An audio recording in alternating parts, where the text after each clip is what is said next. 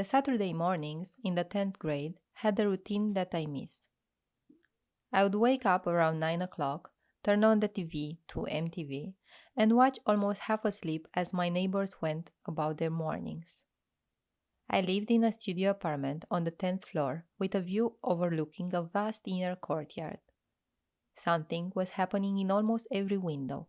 People waking up, getting ready for the day, talking on balconies on their cell phones, smoking, cooking, thinking.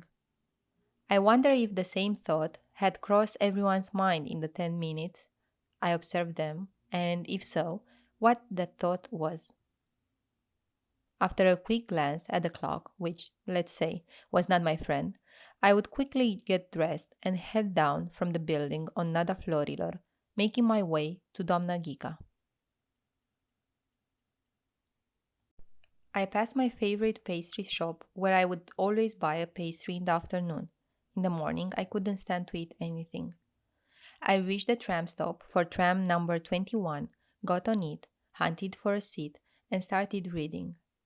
On that specific morning that I want to tell you about, I was reading La Țigănci with the Gypsy Girls by Mircea Eliade. The tram's radiator was giving off warmth and the smell of overheated metal. I got off at the end of the line at Sfântul Gheorghe, and from there I walked, passing through Lipscani, past the National Bank, through the Macavila Cross Passage, crossing Calea Victoriei, passing by Eforie Cinema, and arriving at the building with the polyclinic, a building where I didn't buzz the polyclinic's intercom, but pressed the one next to the elevator, specifically number 12. In the studio number 12, I found Matei, the teacher I was preparing for the art college entrance exam with. But it was more than that. With him, I was preparing to be an artist, or rather, I allowed myself to be an artist. With an incredible intuition, Matei saw through me, knew what concerned me and what didn't, knew how to make a mundane assignment interesting for me and me alone. Matei treated me like an adult. We had silences that spoke 1,000 words. We shared our dreams, and sometimes we read from the Bible, not in a religious way, but in search of primordial stories. Matei knew I needed to think about what existed beyond the drawing, beyond the canvas surface, so I could truly understand what I was. The light is already on the paper. You just use charcoal to reveal it. You have to look at the blank page until you see the painting there. The hand, the spirit, and the mind must align in a line. Pay attention to where the shapes meet. Don't listen to music while you draw. The rhythm of the music will influence your drawing's rhythm. You must find your own rhythm. Don't adopt drawing tics. Every line you draw must be intentional. Imagine you are getting really small, enough to be on the surface of the carpet you are drawing, and for you, the carpet is an entire world. That morning, I was a bit lost and couldn't concentrate on what I had to draw. The lines flowed superficially, and I tended to stare out of the window too much. Matei started telling me a story, as he often did when he saw that the drawing wasn't what it should be.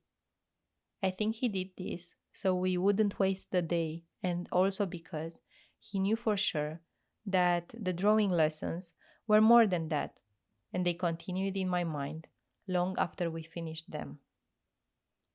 The story, as I later discovered, is a classic traditional Japanese tale. For me, it will always be Matei's story, and I will tell you his version as I remember it. Once upon a time, there was a samurai, and as the samurai was walking through a market one day, due to the crowd, another man's sword touched his. That man was a tea master, And although he didn't know how to fight, he carried a sword, just like all masters did. According to custom, when two swords clash, it is written in the code of honor that their owners must duel. The hour of the duel was set for the next day after sunrise. The tea master went home terrified to say goodbye to his family and then went to a martial arts master. He wanted to learn how to fight and die with dignity. The martial arts master explained to him how to take a stance. At this point in the story, Matei paused and taught me to, using one of the wooden swords from the studio, how to take a stance, and told him he had to close his eyes and imagine that he was performing the tea ceremony down to the smallest detail. That's all you have to do. The next day, the tea master went to the duel site, convinced that he would die, but knowing that he would do so, remembering what he knew best to do in this world. The two fighters took their positions, and the tea master closed his eyes and began to imagine his tea ceremony calmly, with an extraordinary inner peace. Every detail, from the warm steam to the carefully studied movements of each moment, passed through the tea master's mind as if it were real. The tea master finished the ceremony and opened his eyes, surprised that he was still alive. The samurai had dropped his sword and was now running away in the distance.